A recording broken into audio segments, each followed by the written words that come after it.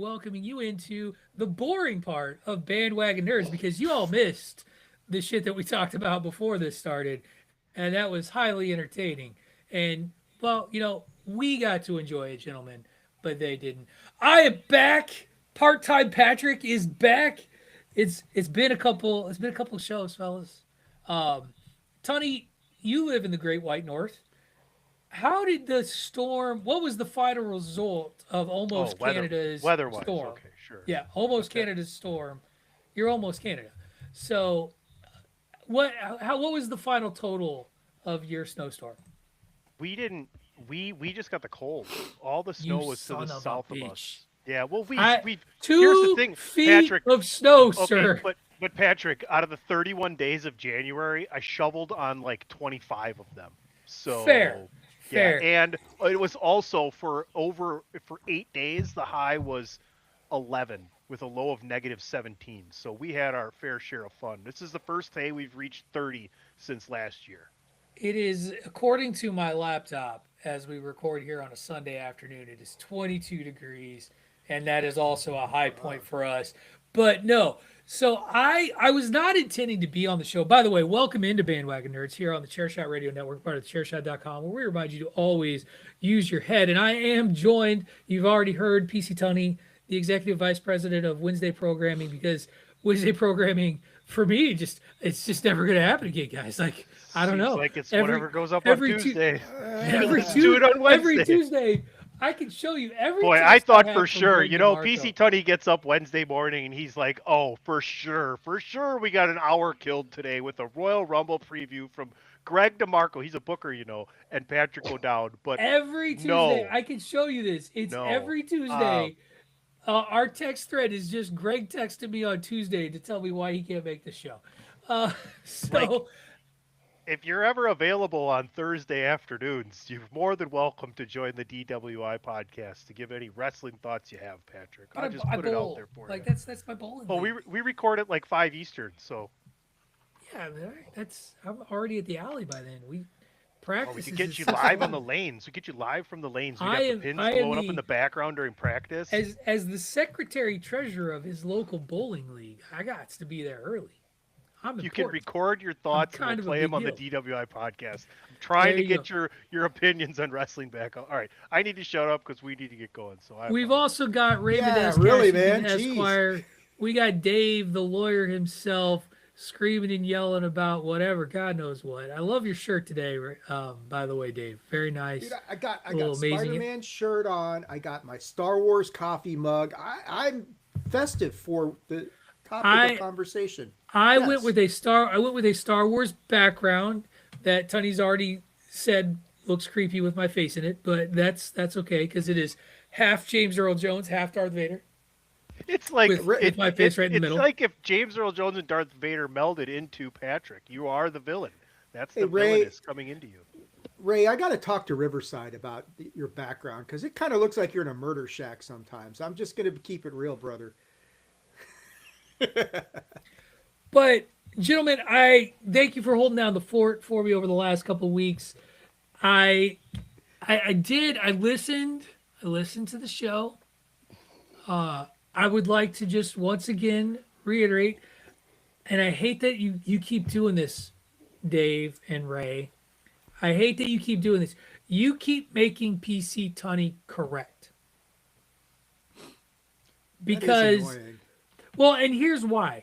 It's So all the time, right? It there does was get a annoying. moment in the show where PC Tunney said, Patrick's not mad about this and throwing his phone about this. He's mad because we're talking about throwing his phone about this, this, and this. Stop making the guy right because he's right. I did. No, anyway, I'm not mad at you. I'm just disappointed. I Even also, worse. Even worse. Yes. just a couple of nits to pick. I called some of them out on the show. One, y'all don't know your He-Man lore for shit, like No. at all. Um, that is not Shira in the trailer. That is Tila, the I did captain of the ask for the guard. record. I Tila did ask Tequila? was it for the record. Remember It is Tila Tila, Tequila? not her.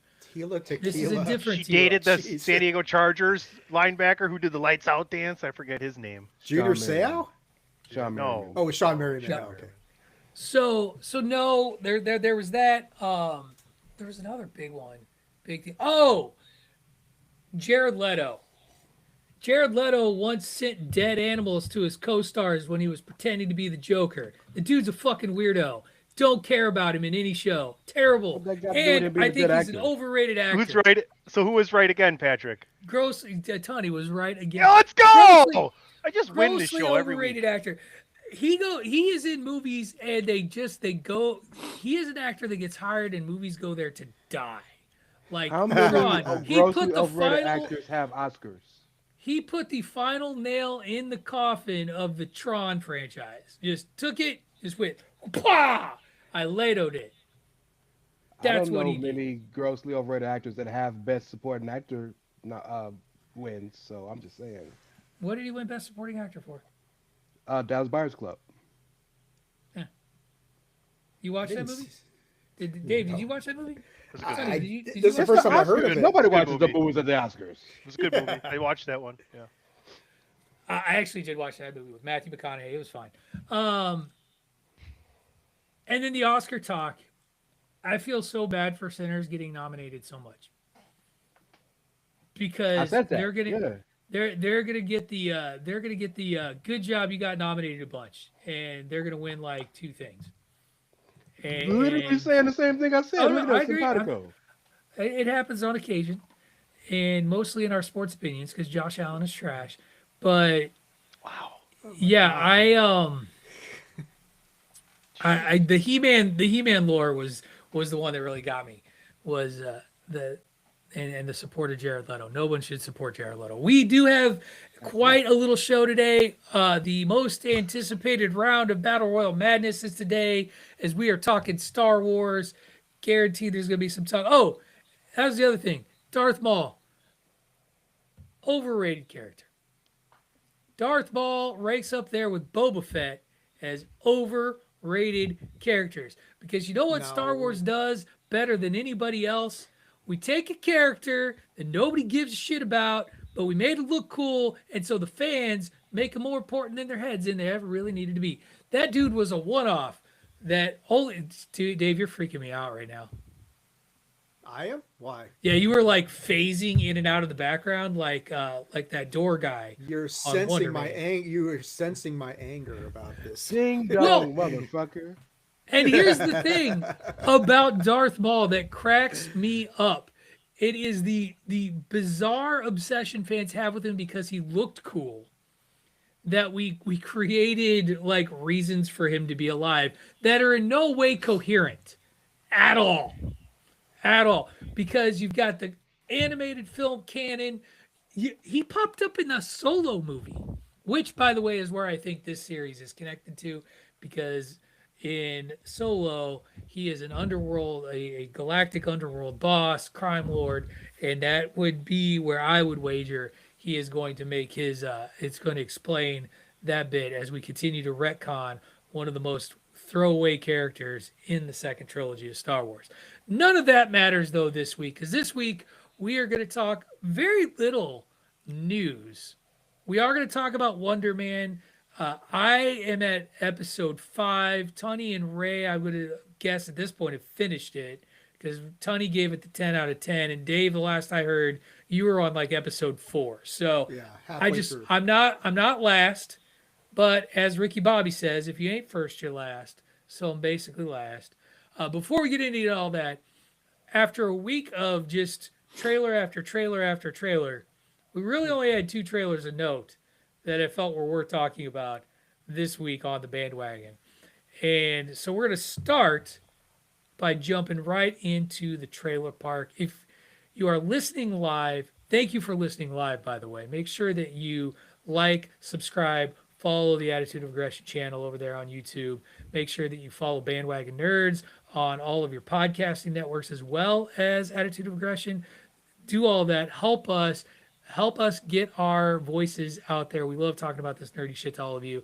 And the best way to keep us going is to like, subscribe, follow. And if you're here listening, don't be afraid to chat. Ask questions, anything you want to do.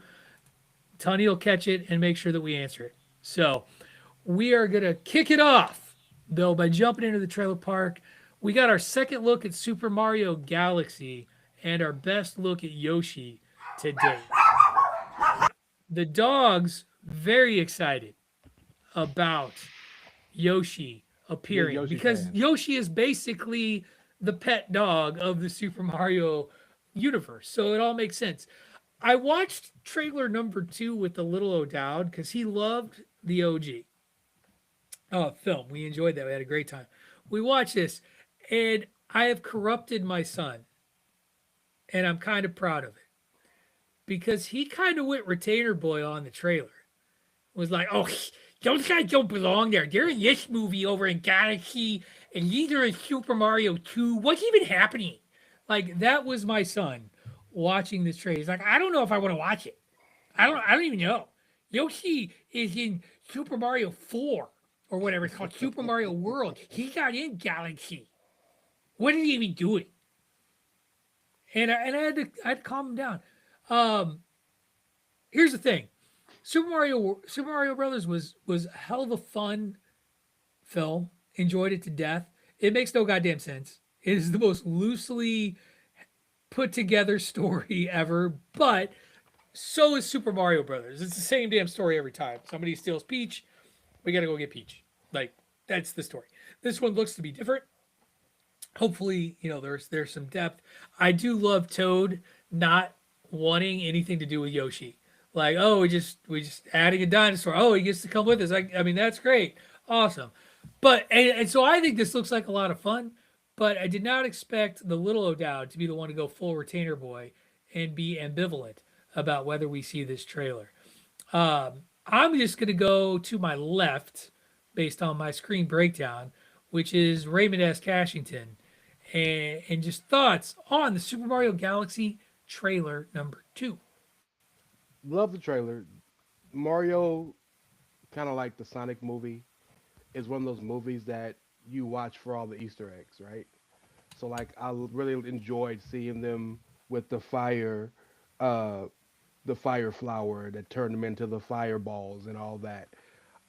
Finding Yoshi, seeing the old school, I believe from Super Mario 2, the pink thing that shoots the eggs, shooting at Peach. Like all the little different cool things that we see. What we didn't see, however, if I'm wrong, forgive me, was Bowser Jr., who's supposed to be the big bad, right? But Right. He I'm was in not the worried first about trailer that. though. Yeah, I'm not so much worried about that.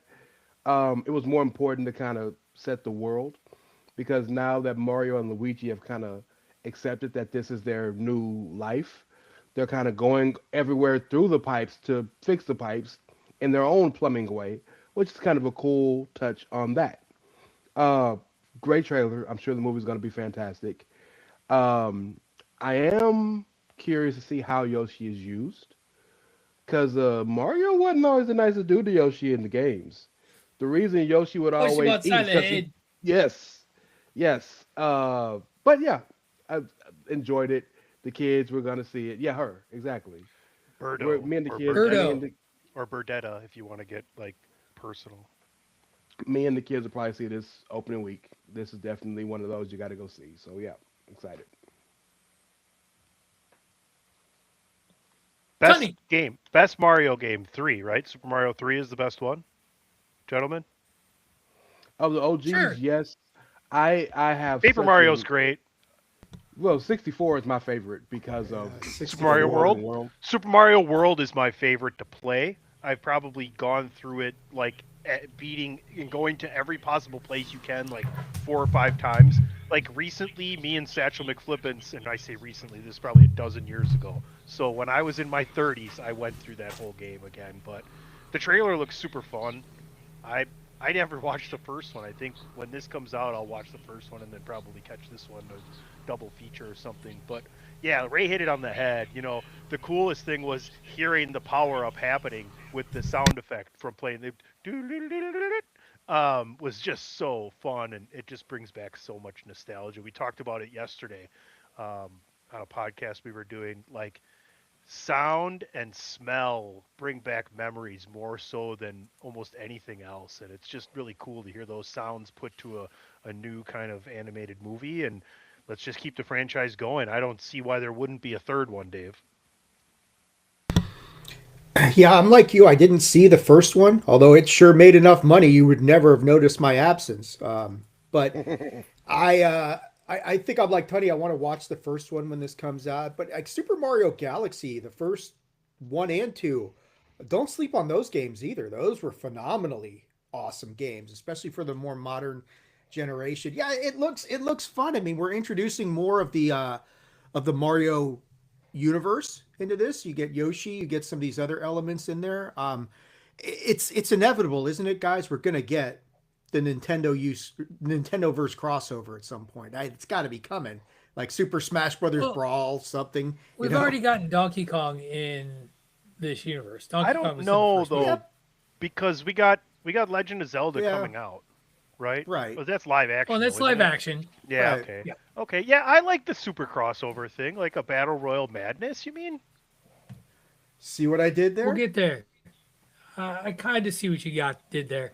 Uh, it sounds like you're picking a fight, and if there's one guy who loves getting into a fight or two, it's Matt Murdock and his alter ego Daredevil. We got our first look at Daredevil Born Again season 2, and the confirmed, and we all knew it was coming, but the confirmed, we visually saw her on the screen return of Kristen Ritter as Jessica Jones.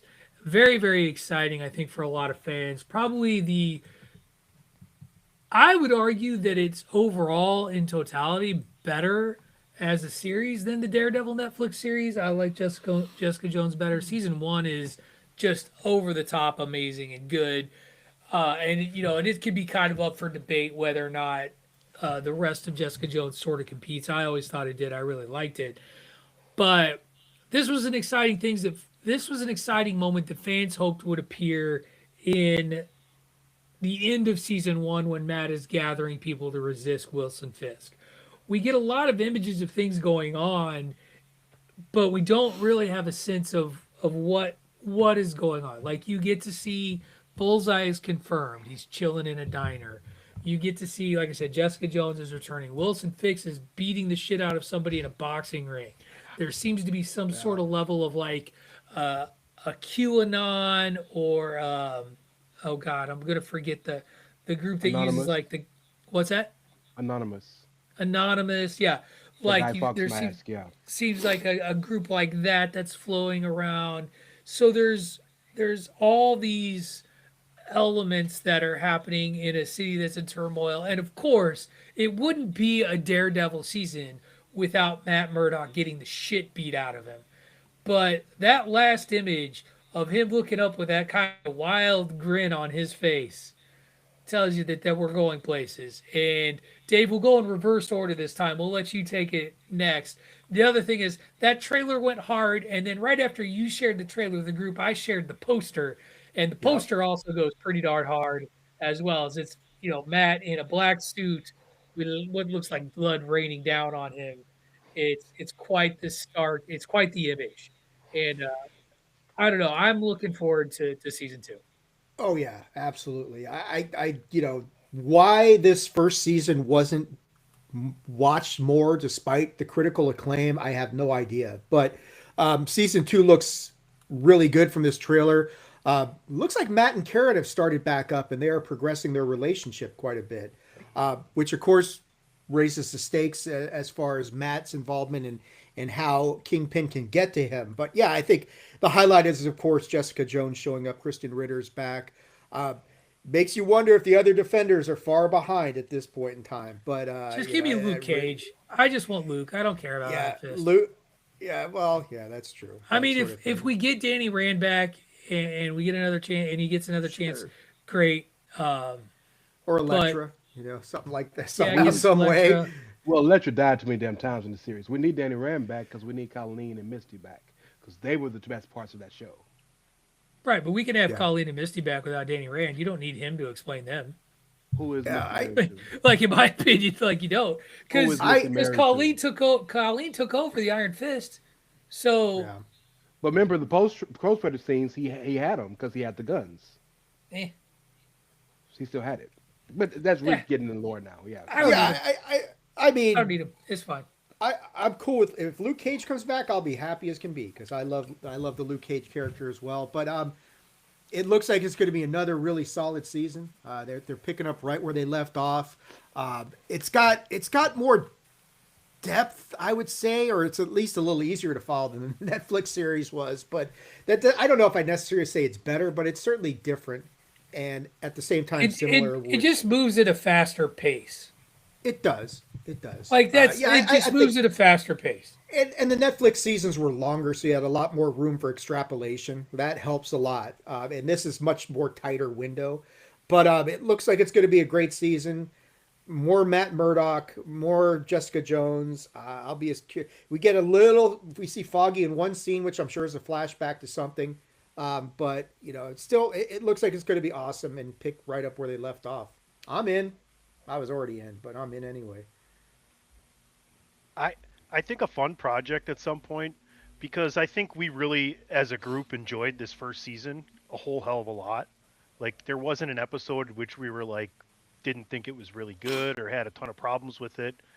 I would love for us to take every season of every show we've ever covered and rank them individually and then the amalgamation we'd have like our highest ranked series in the seasons I that can we've tell you ever what's watched. dead last. Well, I I can mean, tell you what's last. there's a few that are obvious on both ends, but this series is just something that I think is a total thumbs up from all four of us. We just enjoyed it that much in the first season. And I think you guys hit on everything that needs to and we want to see happen in season 2. So I'm looking forward to it. I thought one of my favorite things from the trailer was seeing Kingpin beat the shit out of some guy with the gloves on in the ring. So one of the highest rated bandwagon nerds series of all time, in my opinion, as far as the season goes, was the first season of this series. So high hopes, and I'm betting it delivers. At this point, I don't really. The trailer didn't do anything for me because it didn't tell me anything other than seeing Jessica Jones. But still, it's Daredevil. I'm gonna watch. I'm gonna enjoy it. I'm gonna love it. The one thing, if I can speak to the story of the show, is this trailer and this upcoming season is a perfect example of why Punisher's usually right. Think about it. Punisher gave up everything, his whole anonymity, his little piece he had found in his place to come help Matt only because Karen begged him. And where did that get him? Locked the fuck up. And we ain't seen this motherfucker since. And now we see Matt at ballrooms dancing Well, and in love with Karen. That's because the Punisher, if you'll recall, the Punisher got out at the end of that Oh, season. it was implied, but yes. Well, he's in Spider-Man, so he's out. Like We don't know if he gets out now. If it's out now, he's getting out in Spider-Man. Is my point. We know I he's going to get I out. thought it was made pretty clear he was out easy, like because he done kill the bitch because that's what he does. It's what makes him great, and why the Punisher is so unique and important, in my opinion, to the Marvel Cinematic Universe. All right, speaking of the future, when we come back, Dave and I in particular, gonna talk a little Disney with y'all because a big moment in Disney's future could be happening sooner than expected. So stay tuned for that and more. You're listening to Bandwagon Nerds here on the Chairshot Radio Network, part of the Chairshot.com. Welcome back, all you podcast listeners, you live listeners. Thanks for waiting 2 to 3 seconds for us to pause for a commercial break. You're listening to Bandwagon Nerds here on the Chairshot Radio Network, part of the Chairshot.com, where we remind you to always use your head. Make sure you head over to ProWrestlingTees.com/the-chairshot for all of your Chairshot swag needs. Patrick Goodell, David Ungar, PC Tunney, and Raymond S. Cashington, Esquire, here talking a little news around the nerdosphere before we talk Wonder Man. I titled this bullet in the rundown that I sent the second time around, Patrick and Dave talk about Disney's CEO future. Because while I love Tunney and I love Ray. I feel like Dave and I care more about this particular news nugget. Y'all are friends with the mouse, of course. We are friends with the mouse. We're on a first name basis with the mouse, Ray. Yeah, Right. makes sense. So the New York Times put out an article this week that says that, and this has already been known, Bob Iger, who is the current CEO of the Walt Disney Company, has made it clear that this year, 2026, is the last year on his contract, that he will be stepping down, and this time not coming back for real. There will be no Bob Chapek ruins Disney even further than Iger comes back, and really doesn't change much. He basically let Bob Chapek make all these decisions that were unpopular, and then came back and was like, "Look, I love you guys. I'll fix it." But anyway, so he's supposed to be stepping down at the end of this year. Well, the New York Times has revealed that as soon as this week, this week that we are experiencing right now, the announcement for the next Disney CEO could be happening, and that it'll likely be Josh D'Amaro, who will be taking over. And for those of you who don't know, Josh D'Amaro is currently the head of Disney parks. Basically, he is the head of Disney parks and the entertainment and the way that the Disney parks work. This has been a long-standing competition between a couple of other folks, and at the end of the day, D'Amaro, and I can't remember the woman's name, but basically she was like the business finance side of Disney, and Josh D'Amaro was like the parks and entertainment side of the company. They have been sort of making their cases. They've been doing presentations to shareholders and to other stakeholders, and it sounds like D'Amaro has likely won the job. And I think this is going to be very interesting for Disney Entertainment because D'Amaro has largely not touched the production studio side of the Disney company. And so he has been a park guy. He has been a park experiences guy, but he has also been a pretty prominent face of the Disney Corporation in general when it comes to major events, whether it be D23 or anytime they seem to put out a new cruise line, park attraction, anything like that, Josh D'Amaro seems to be the guy that we see. Fans love him. Customers of the company love him. He's very, very popular. I think from a initial PR standpoint, it is the right call. And I will be very interested to see how he navigates the entertainment side of Disney, an area that his experience is far more limited. Dave. Oh, and also, just so folks know, Disney Parks generates the most revenue in the Disney Corporation, which is probably one of the other reasons why he's getting this promotion over the finance lady. Dave, Right. now I'll turn it over to you. Sorry, thank you for that last minute. Yeah, I think Josh has got the inside track over Dana Walden is the gal you're thinking of, right? Yes. So she's from the financial side of the things. And we've spent enough time in the parks to know that it is not a seamless and perfect experience. They have issues in the parks. They're still sorting out a number of things. But like you said, the parks make the most money. When the parks shut down during the pandemic, that's when Disney incurred the biggest losses in the entire pandemic was due to the parks being shut down. Had nothing to do with the movies going down or because Ray and I kept bitching about Black Widow getting released and they just wouldn't do it. That wasn't where the financial knockout blow came. It was because they lost all that revenue from the parks. Josh came in and he got that back on track. He's done a few things that didn't exactly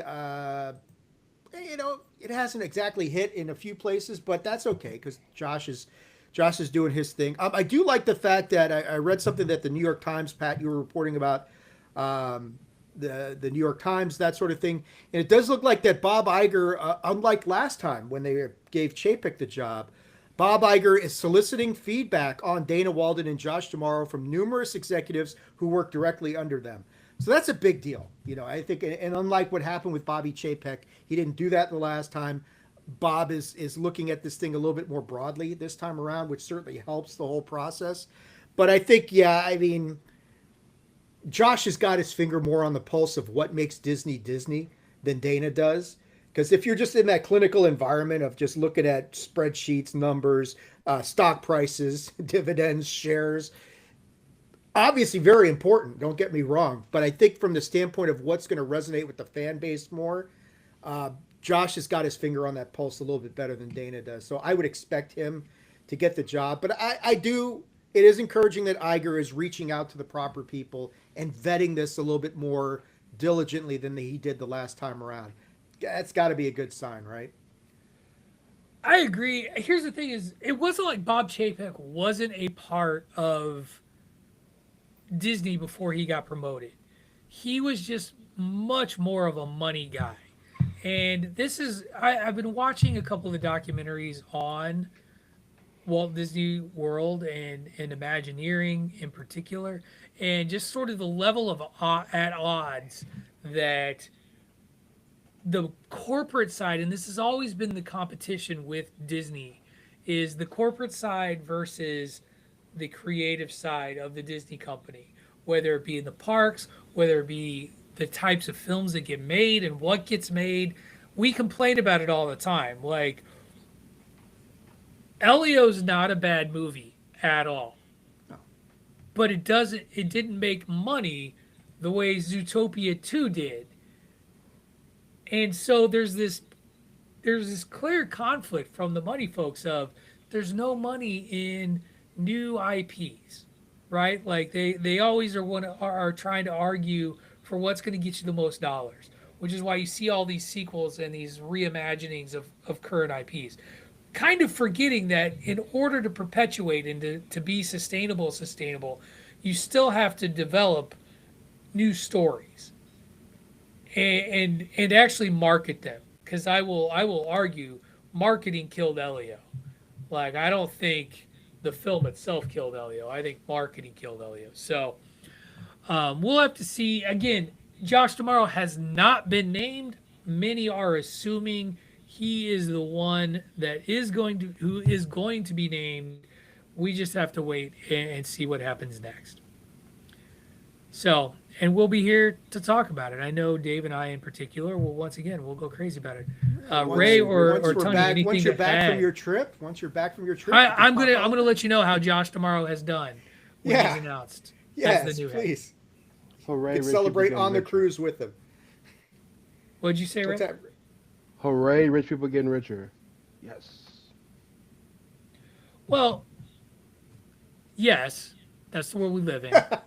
And I would argue that there was a time where, yes, Disney was cost prohibitive and still can be for folks. The heart of that company and really where it started, though, was not about, like, it was about the joy that Disney brings. And I think that is something that they wrestle with, is their creativity and ingenuity versus the money that they want to make as a publicly traded company. Well, like joy at a cost. What is the cost Right. of joy, like you're saying? And Right. that is the big balancing act that they struggle with. You're right. So we'll have to wait and see what it'll all look like and what it'll mean. Disney is going through a lot of changes and expansions right now, and kind of facing a lot of threats from other companies in different ways. You know, we talk about Universal and what Yeah. it does with parks and their creative output. They've really gone in a lot of directions, and now, could Warner Brothers be whenever whatever gets settled with Warner Brothers, could that lead to a more competition or not? We'll have to wait and see. Dude, Let's, Netflix land. Let's do it, man. That could Right. be fun. Well, there is if you go to Vegas, there is a Netflix themed. It's not a park, but it's like a whole themed building with like different Netflix properties that, like, there's a restaurant themed after like Stranger Things, if I remember Yeah, correctly, and I like gotta look. stuff like that. So like that's not that crazy of a conversation to have. No. But let's get Tony and Ray back in here, because let's leap into some fond memories of our childhood, shall we? I shared an initial article because this week was like a big week for Teenage Mutant Ninja Turtles news, and as a kid, I remember the OG late '80s, early '90s cartoon that my younger brother was obsessed with. But it was announced this week that Teenage Mutant Ninja Turtles 2 Secret of the Ooze is going to be getting a re-release in theaters. There is a special commemorative like VHS looking box set of the old Jim Henson TMNT movies coming out for re-release. There is a lot of just Ninja Turtle nostalgia, and I love that this has been an animated series and property that one comic book started by a former University of Massachusetts graduate. If you go into the University of Massachusetts library, there is a display that is dedicated to the Teenage Mutant Ninja Turtles. They have these cool bronze Ninja Turtle statues up on like the 18th floor of the library. You can go see them. Pretty cool. Go check them out. But this property started as a dark satirical comic that paid homage to like heavy hitting Ninja Tales and has just become an everlasting property. We have had so many iterations of the Teenage Mutant Ninja Turtles, some hits, some misses, but animated wise, they've generally been hits all the way through. And the last animated film that came out, the full title is escaping me, but I remember the art was just so unique and distinctive. That's the Ice Cube Uh, movie. Yeah. yeah, it was just amazing and was a terrific movie in its own right too. I just Didn't Mutant Seth Mayhem. Rogen? Didn't Seth Rogen Seth do Rogen that? was one of them. I think it was He either like, Bebop or well, Rocksteady, he directed the whole thing. I thought. maybe. Um, but it was a great movie, and there's a sequel coming. There was a spin-off animated television show. It's good to be a Ninja Turtle fan, isn't it, Tony? I would say. I mean, I've always been my entire life. I remember dragging my dad to the movies, the first couple. I remember begging to re-rent the game all the time, and then finally bought the Impossible game on Super Nintendo Entertainment System. Oh, Like, the dam. if you if you've ever seen the memes of the dad who brings out that video game with that system to his kids and goes, "Hey, you know what? If you can beat this, I'll buy you whatever car you want when you're 16." Because you just can't beat that. But then there's so many great arcade Teenage Mutant Ninja Turtle games as well. Um, I think releasing Secret of the Ooze is pretty cool. I remember Ernie Reyes Jr. as Keno. Kevin Nash is in there as Super Shredder. Um, it's pretty Vanilla fun. Ice. Vanilla Go Ice. Ninja, go Ninja, go. I was Go gonna touch Ninja, on that. go I'm glad you Ninja, brought it go. up. Ninja, Ninja, rap. Ninja, Ninja, rap. Sorry. It wasn't a tough But one.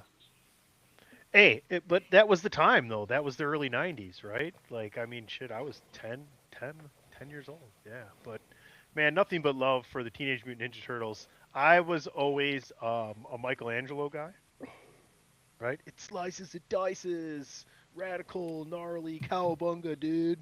But then when you play the game, you have to be Donatello because then you have the staff. And Reach. Got the yeah, reach. Patrick knows the deal. Oh, hell yeah. I was a Raphael guy myself. I enjoyed his So was sharp quips.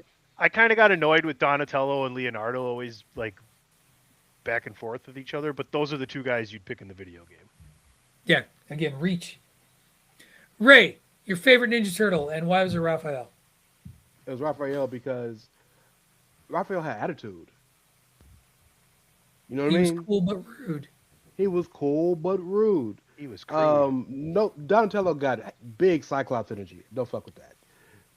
Donatello's cool, but I didn't embrace my nerdiness and how cool being smart was back then.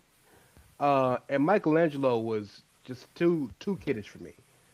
Raphael was that dude. Plus, with respect to Leonardo, who quote unquote is the best fighter, we all know it's Raph. Raph So just isn't. Raph just isn't mentally able to lead, but he the best fighter. there's four of us here. Which one of us is which Teenage Mutant Ninja Turtle? Whichever I'm is the probably old, whichever is the old curmudgeony one who just doesn't give a shit. Well, That'd be I was me. gonna say I'm probably Leonardo because I'm the asshole leader Yo, that nobody likes. Tony is So, definitely Michelangelo. Dave, I'm Dave, going to give you you're Master Donatello. Splinter. That's what you're because you're 900 years old. Hey, shout out to single dads in the world though. That man raised 4 kids from nothing. Man, I look got at good 4 dads kids in to their feed. lives. Look at good kids in our lives.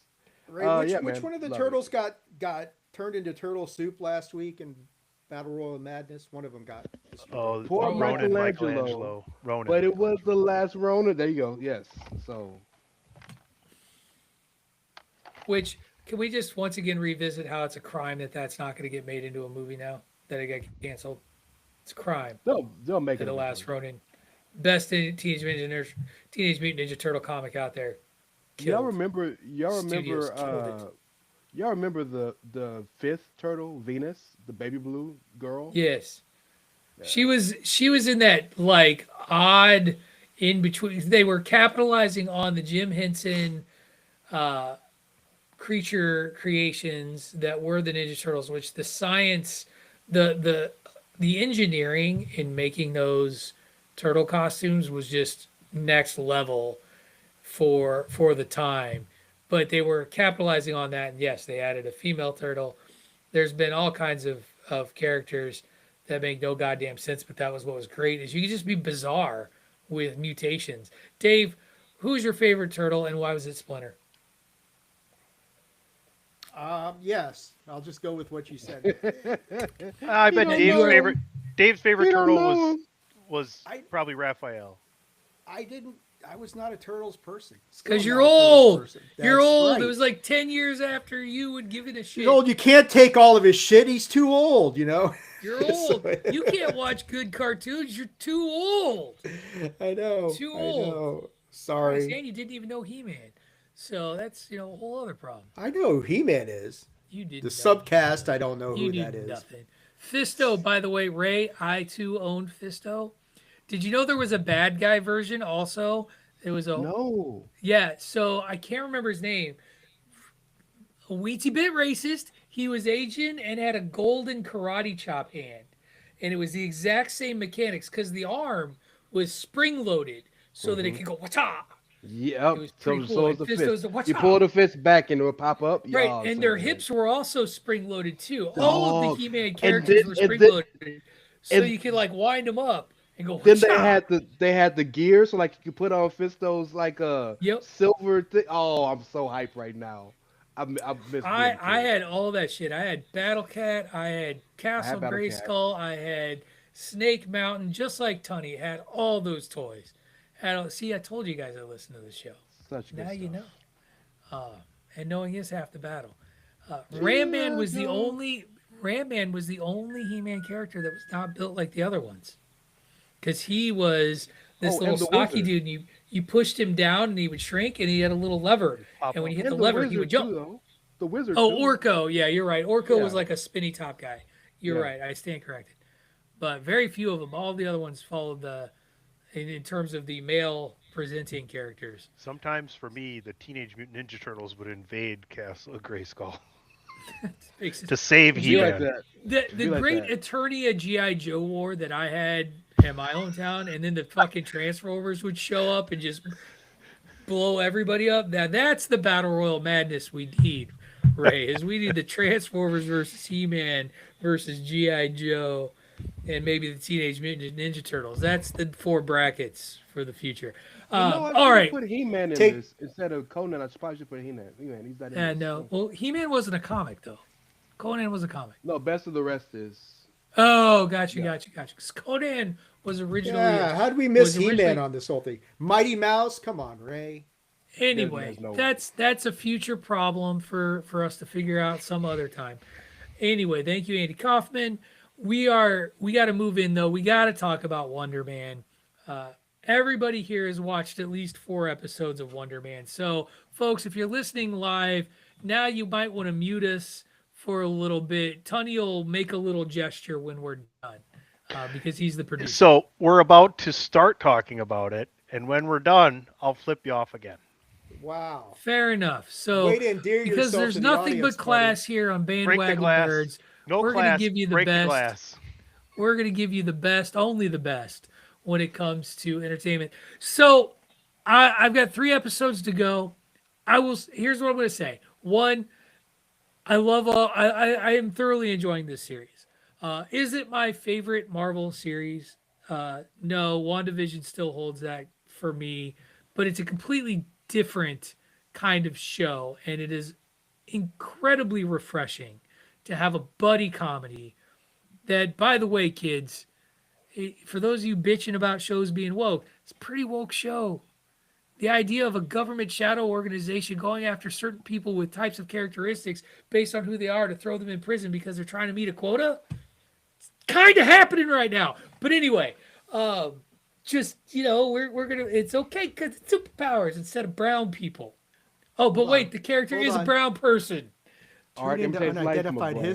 tune into unidentified history for more on that. Anyway, Well, I don't completely disagree with Patrick.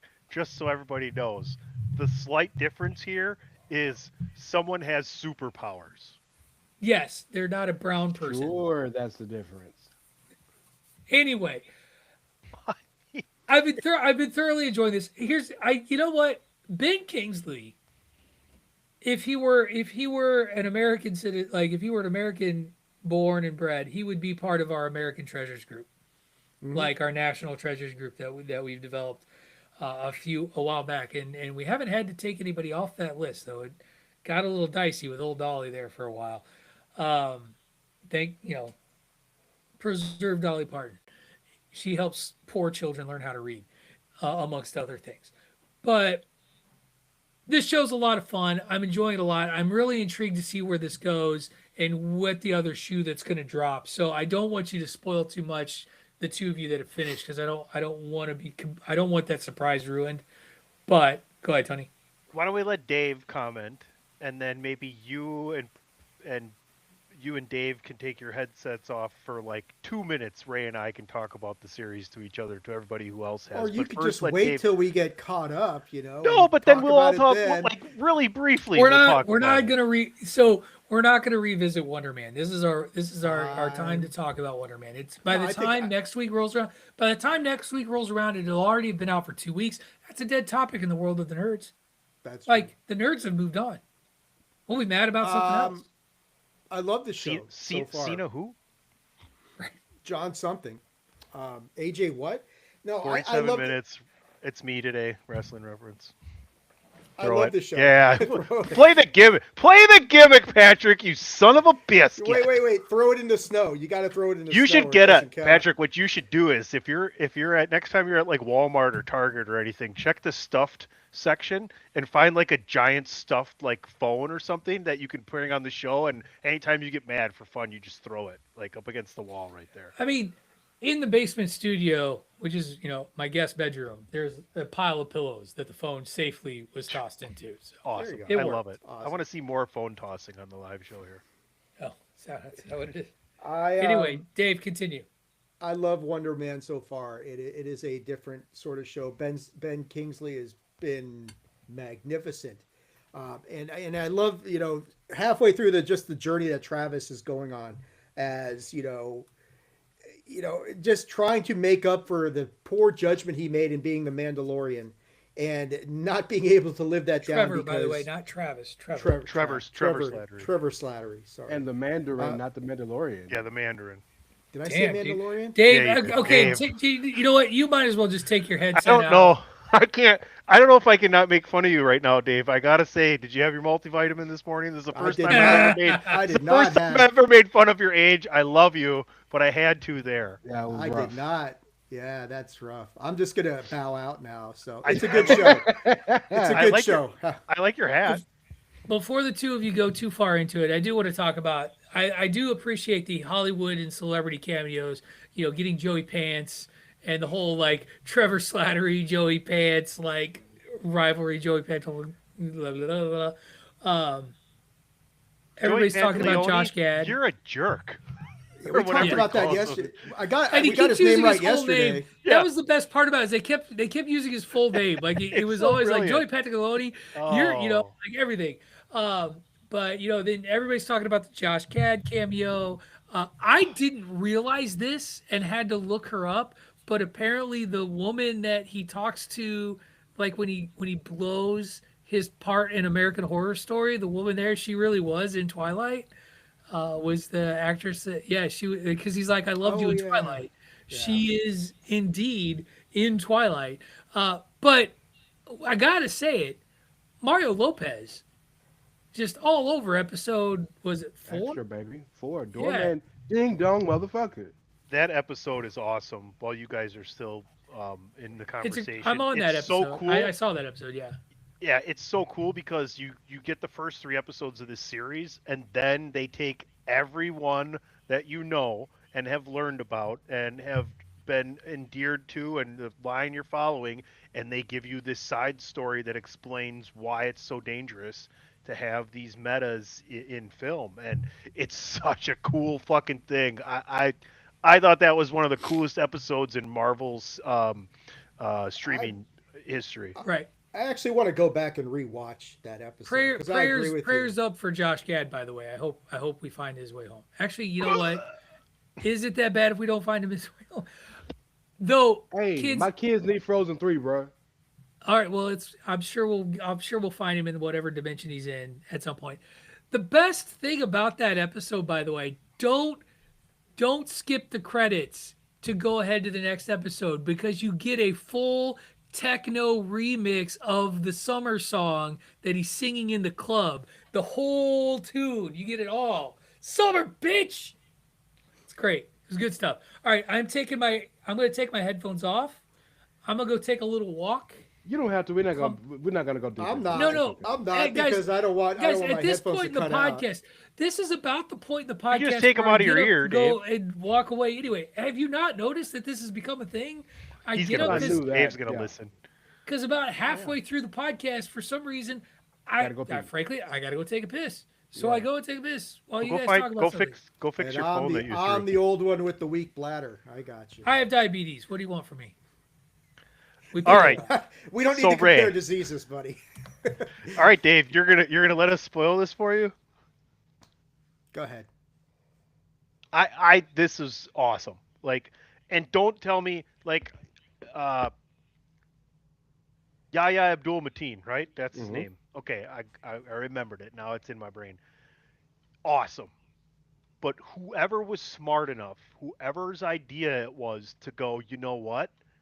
Ben Kingsley, the Mandarin character, like, dude's phenomenal. Dude's a large reason why everybody else here is phenomenal. And I give Yaya his flowers too. He is amazing as Wonder Man. I love his family. I love the journey that his brother goes through with him. And I think a lot of what we see in his Yaya is Simon is he sees things kind of slightly skewed. Like the fact that he thought his brother was going to throw him under the bus and he didn't.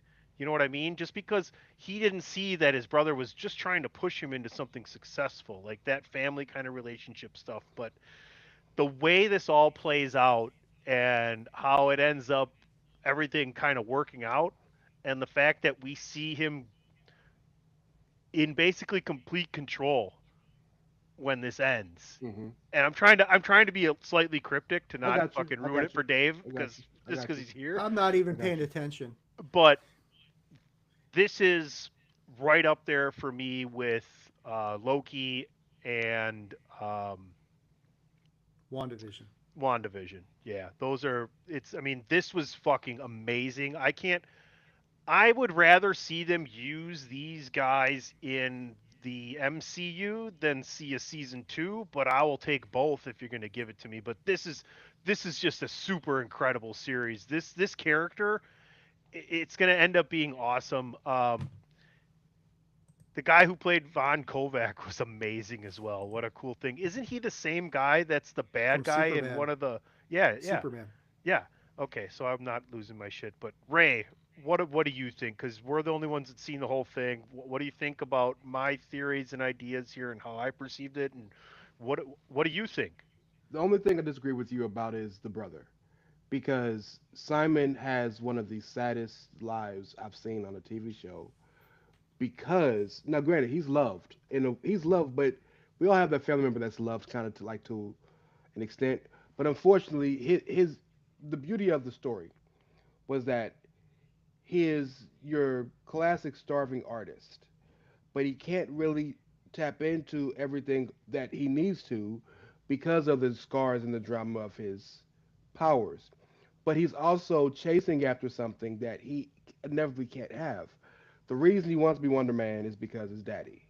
Yeah. The reason he wants to act is because his daddy. He's Those chasing scenes are after all great, that. where Great he lets scenes. him skip school, like he's not even Yeah. sick, and wants to show Beautiful him stuff. because, and tells him, "I see this in you." Right? I Yeah, don't like just he's see like, it like I'm not just a yeah, dad, proud dad. Like I'm being honest with you. you're like legit good at this. But his cousins were assholes. They don't like to talk shit in front of him. The girl that rode with him every day to school at carpool, she was like, yeah, he never talked. I didn't really like him anyway. Like everybody was so mean when they talked about him, to the point where Trevor was like, this is bullshit, you know. Um, but Yaya played it fantastic, especially the scene when he's at Kovac's house and he can't get it together, and they walk outside. Oh, when he does the Pretty Woman first. Yeah, and then they walk outside, and he's like, I can't do it. I can't do it. He wants me to go there, but I can't And go. then it clicks. Beautiful stuff. Beautiful stuff. But I love the ending because it shows to you he never cared about Wonder Man being the role more. The role wasn't as important to him as he thought it was. Almost done. The role wasn't as important to him as he thought it was, as much as the family aspect and someone believing in him. Sure. Kovac believed in him, but most importantly, Trevor believed in him. Yeah. And so, great show, everything. So many fun episodes. The episode with they were making the Mexican candy was amazing. Also, Easter egg. When Doorman touched the goo that made him Doorman, did you see what name was on the dumpster? Roxxon. Roxanne, yeah. And so that means Cloak and Dagger are coming sometime soon. Ray, you just caught the tail end of Ray pointing out the dumpster name, and which you've already seen. So It's Roxxon Corp. I mean, Roxxon's been all over the MCU in various ways, all over the place. So, Sure, yes. but that goo Oh directly yeah, yeah, relates to a major character, Cloak. I know who. Cloak and Dagger are Yeah, I know Cloak probably and Dagger. Yeah. around. Yeah. All right. We are going to take our next commercial break. Thank you, everyone, for if you stepped away, stepping away. Welcome back. If you stuck through it, I hope you enjoyed our assessment. I think all around, this is, and we haven't said this in a while. This is a show that is bandwagon approved. Need to get a fun graphic or stamp. Tony, get on Grok and make a bandwagon approved stamp Approved. of approval, so that like somebody can screen share it when it's done. Yeah, I don't like that. That actually would scare people from watching the shows. We want something without our faces, no faces. Um, I remember at one point we were going to rip off the old Nintendo cartridge seal of approval. If y'all remember back in the day, the little gold star. But anyway, it doesn't matter. What we are going to do though now is we are going to take our second commercial break for those of you that are listening on the podcast. When we come back, those of you who are listening live, of course, we will have a brief pause before we then hand the show over to one Raymond Raymond S. Cashington Esquire to take us into the next bracket of Battle Royal Madness. That's right. This week it is Star Wars. My background was destroyed, sadly enough. Yes, that is the one I am referring to. Now just change it to say bandwagon approved, and we'll have it ready to go. You work your magic. We'll get to that, when the next series comes along. The rest of you, stick around. When we come back, Star Wars bracket of Battle Royal Madness coming your way. You are listening to Bandwagon Nerds here on the Chairshot Radio Network, part of the Chairshot.com. Welcome back, everyone, to Bandwagon Nerds here on the Chairshot Radio Network, part of the Chairshot.com, live streaming over on the Attitude of Regression channel on YouTube. Make sure you like, subscribe, follow, all of that, whether it's on the YouTube channel, whether it's on your podcast networks. Keep getting our word out there. A lot of great content from the Chairshot Radio Network and Attitude of Aggression. Patrick O'Dowd, joined by Ray Cash, David Ungar, and PC Tunney. ProWrestlingTees.com/chairshot for all of your chairshot swag needs. Gentlemen, it is time to head into a galaxy far, far away and do a little Battle Royal Madness. And to get that done, we got to have one Raymond S. Cashington Esquire take over the show. So, Ray, The floor is yours. A galaxy far, far away, you say? Far, far away.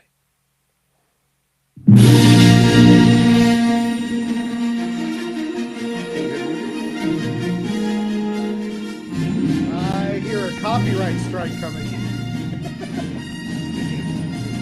Definitely. I asked you about this. Getting paid this episode. Yeah, I that's asked you about right. this. You said it was fine. So, for the I record, said my theme was fine. I did not say the Star Wars theme was fine. Oh well. Just roll Sorry. it, Ray. We'll take Just- it out of Ray's paycheck. That's right.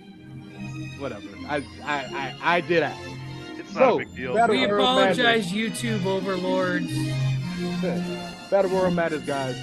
Our number 1 seed is Darth Vader. Him today will be facing Lando Calrissian. Our number 2 seed is Yoda. We're going after Fennec Shan, the second of Boba Fett. Number 3 seed Luke Skywalker will be facing his bestie and that vagrant Han Solo. Our fourth seed Darth Sidious, aka Emperor Palpatine, aka Uncle Dead Guy, will be facing off against Big Uncle Chewie Dead himself. guy. He's not like Papa. Obi-Wan Kenobi, the OG trainer, will be taking on Grand Admiral Thrawn. Darth Maul, aka Patrick's favorite character, facing off against Cad Bane. General Grievous, the 7 seed, takes on the 10 seed Moff Gideon, and Din Djarin, the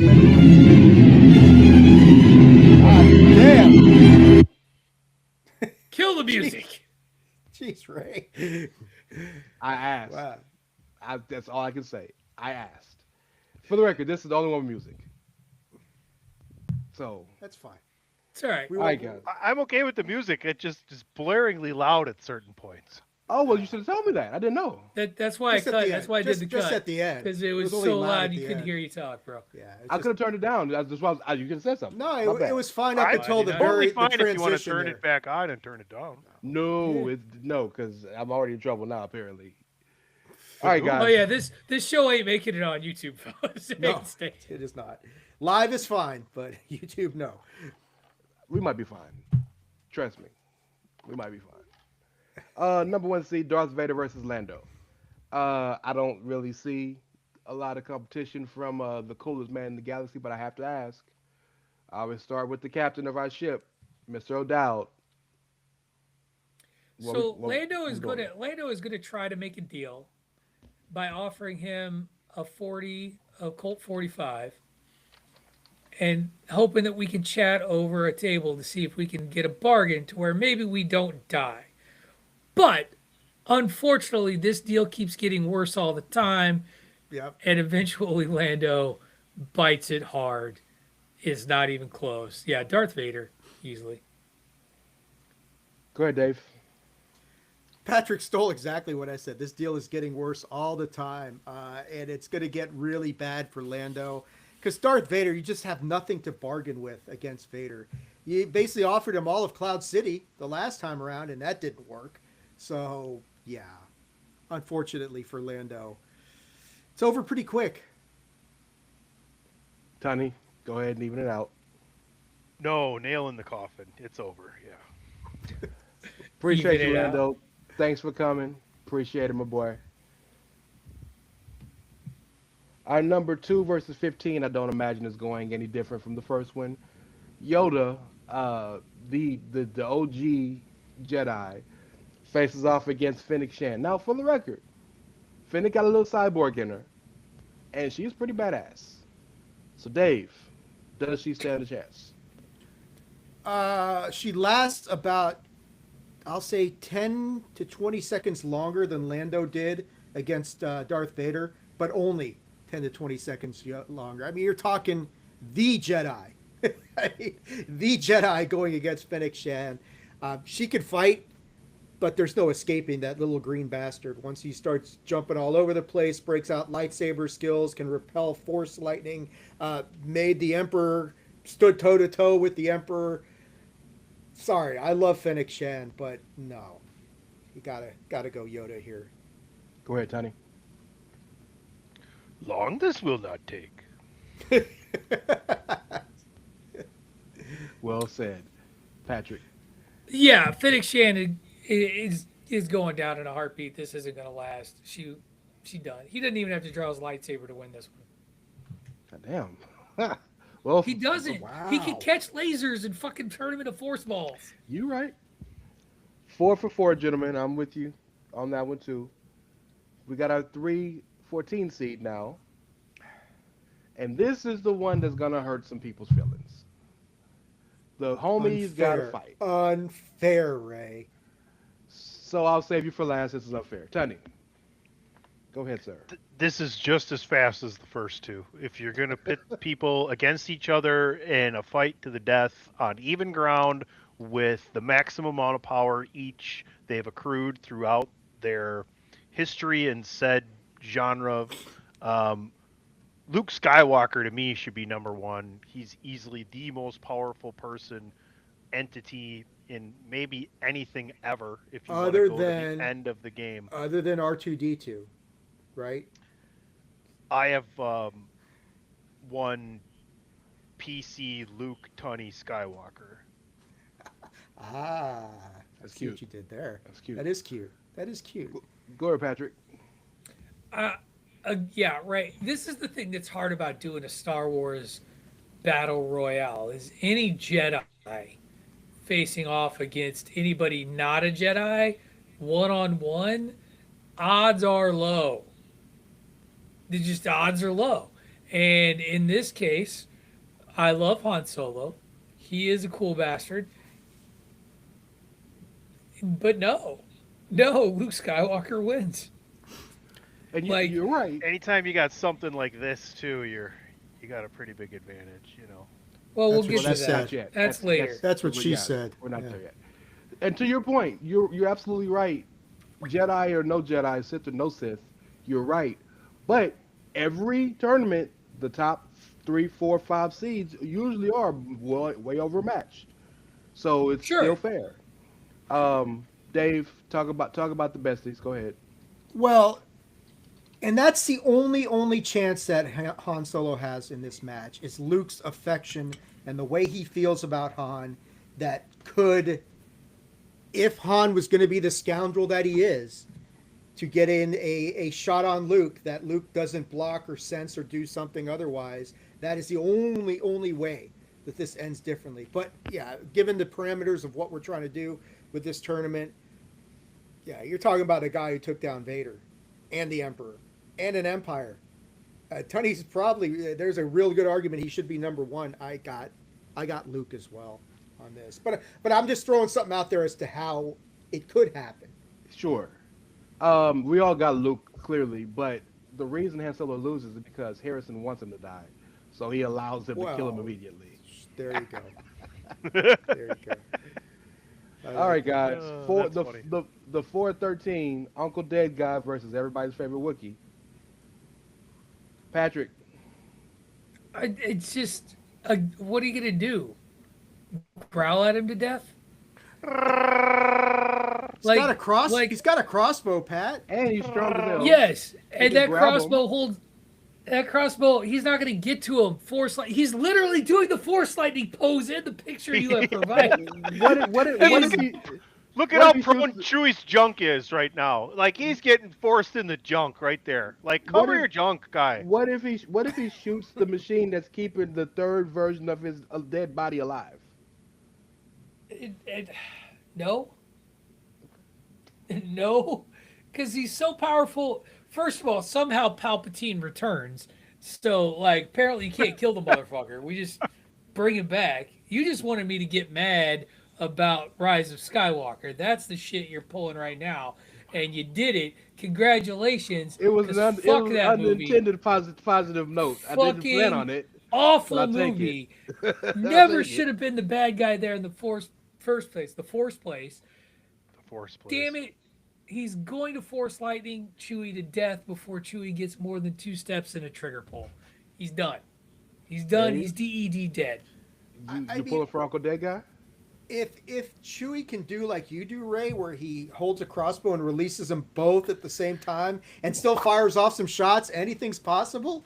But otherwise, I tend to agree with Patrick that he's getting force lightning in his brown furry parts, and there's not much that he's going to be able to do about that. So yeah, I mean, we're talking the fucking emperor here. I mean, God, Do it's you not. guys know how bad burning Wookiee hair smells? Oh, that's what we're in for. Smells like I sex panther, Tuddy. Smells like Smells Darth like sex Sidious panther. W's. I don't want to know why you know, but we know who you're picking. You want to give us the Wookiee sound anyway, so we got here. Well done. That was more that you thought you kind of moved into like purring a little But bit, that but we'll was him take it. dying. That was him dying. Oh, okay. 512. We make the move when you hear the sound of a dying giraffe. What Now movie is this that one from? is in. I don't know. South Park. Oh, 512 guys. Now this one is interesting to me because yes, Jedi, I get it. Force, I get it. But you're talking about maybe the best master strategist in the entire Star Wars universe. So this really could be a brains versus bronze kind of situation. Dave, I'll start with you. Um, the X factor in all this, there's always some of these have these little X factors. There's another one coming up later on that we'll talk about. If Thrawn has like the witches of Dathomir at his side and can do something with them, then Obi's probably overwhelmed in this sort of a situation. But unless you're going to impose that as a condition, or we're going to say that that is a realistic possibility, then it is what Patrick said. It is Jedi, Force sensitive, whatever it is, Jedi, Sith, whoever's got the Force and lightsabers. Is going to take down Grand Admiral Thrawn. So I'll go with Obi-Wan with the qualifier that I do think if Thrawn has some of the things that we saw in Ahsoka that he can use to his advantage, then that's a different story. Patrick is raising his hand. Why are Yes, you sir. raising your hand like this is a Zoom meeting, dog? Just talk. Yeah, now Because put it's your the hand sort down. of arrogant shit that I do. That's a great Well, answer. That's probably the best answer you could have possibly it had. is. On that note, I'm gonna get another drink because I'm highly entertained. Go ahead, Patrick. By the rules stated by Raymond S. Cashington Esquire, it has been made repeatedly clear that this is a scenario where two of them walk upon one another by themselves on the In a street and fight. in a random place. Yes, absolutely correct. Ergo, no witches. Also, we What always if forget what if they're walking with them though, Pat? What if the they're witches are not. hanging out with That's them? not it. That is not the scenario that was created by Ray. This has been very clearly been listed on more than one occasion as a mono e mono moment in time. Also, yes, Grand Admiral Thrawn, quite the military strategist. What rank did Obi-Wan Kenobi serve in the New Republic Army or in the Old Republic Army? General. General. Also a military strategist. Obi-Wan, force sensitivity. Hello there. Defeats Grand Admiral Thrawn in Tony, their one-on-one battle. So I mean- uncivilized. So uncivilized. I mean, Obi-Wan is the third most powerful Jedi in my opinion. So yeah, this is fairly brief as He well. kicked Darth Maul's ass. Well, he destroyed Anakin as well. did some I wait, am not your failure, Raymond S. Cashington. did somebody say Darth Maul? He whips Joe Lewis's ass. This is Patrick's favorite character, so I'll save him for last. Tunny. Darth Maul, one You of the actually know dope, better. You know better. There's one worse. one of the yeah, I know, but that's why. But he's not on here. Um, maybe the dopest lightsaber fighter in the game against the quickest draw in the. Can you call it the Wild West if it's a different country or different world? I don't know. Uh, Cad Bane, Darth Maul. Who do you have, sir? Now we got ourselves a fun little back and forth. Because Darth Maul, I believe, likes to play with his food. So that's kind of what we're going to see. You might see Cad Bane make Darth Maul produce some defensive moves, but in the end, we're dealing with one of the most powerful Darths, one of the most powerful Sith Lords, you should say, I really just love the Cad Bane character too. So in my mind, it's a little more fun interaction. But yeah, this is another 9 out of 10, 10 out of 10 victory here. Darth Maul is an exceptional gladiator, if you will. David. This is the closest one so far, I would say. And like you're saying, Ray, the one person who probably has in a straight up fight the best shot of pulling an upset is Cad Bane because he is extraordinarily resourceful and clever. A very good strategist, knows his weaponry, knows his strengths, knows when to get the fuck out of there and to run. That's not going to help him against Darth Maul though, because Darth Maul has got double bladed lightsaber. He's got all the force powers. He's got a mean streak to him that is hard to overcome. I like this matchup. I give Cad a puncher's chance, but I'm with Tunney. I think it's Darth Maul. It's too much at the end of the day, and I got Darth Maul winning this one as well. We've been waiting on you, brother. Come on, Patrick. Darth Maul is extraordinarily skilled with a lightsaber. He is quite powerful in the ways of the dark side. In terms of swordsmanship, likely unparalleled. He has pulled himself from being sliced in half to come back with the depths of his hatred and anger. However, there's always one thing that is a problem with Darth Maul. And this is me being serious. I'm picking Cad Bane out of spite because fuck Darth Maul. But one of the ultimate problems with Darth Maul and the reason why he always fails, because that's the thing about Darth Maul that people tend to forget. He always fucking fails because he doesn't believe himself to be the being that he is. And he always struggles with trying to prove himself worthy of the station that he has. And so he fails every time out, whether it be as a crime lord, whether it be versus Obi-Wan Kenobi twice, whether it be in any of his machinations. Ezra Bridger, who barely knew how to handle a lightsaber, gets the best of his ass because his power and his hatred within the dark side is always weakened by his own doubt in the dark side. So, and Cad Bane is, of everybody, and I say this with respect to Han Solo, the coolest motherfucker in the room that actually pays off his coolness outside of Han Solo. Like, those are the two cool characters. And Bane, his legacy in the animated series is unparalleled. So I know he's going to lose because Jedi, not Jedi, but Cad Bane to me can win this. And I'm going to pick him because I respect him. Well, Tony, Yeah, you want to get that tiebreaker ready? I have it ready. You don't need it. You Fine. don't need it. No way. Nice head fake, Ray. I didn't. I had zero doubt that Ray was picking anything other than Darth But Maul. I will say, you see, I see it a certain way. For the record, those of you listening, you might not, if you haven't heard the rule I set on this particular bracket, I only had the ability to pick 3 Sith, 3 Jedi. I didn't want to make it Jedi heavy, didn't want to make it Sith heavy, because it wouldn't be fair. And that's why Maul, who is basically Darth Sisyphus. He exists to lose. You're correct. And the baddest dude probably in the game, I thought would give him a good fight because none of the top 6 were losing. But I thought he was the most worthy of facing one of the 6. Now, this is a fight.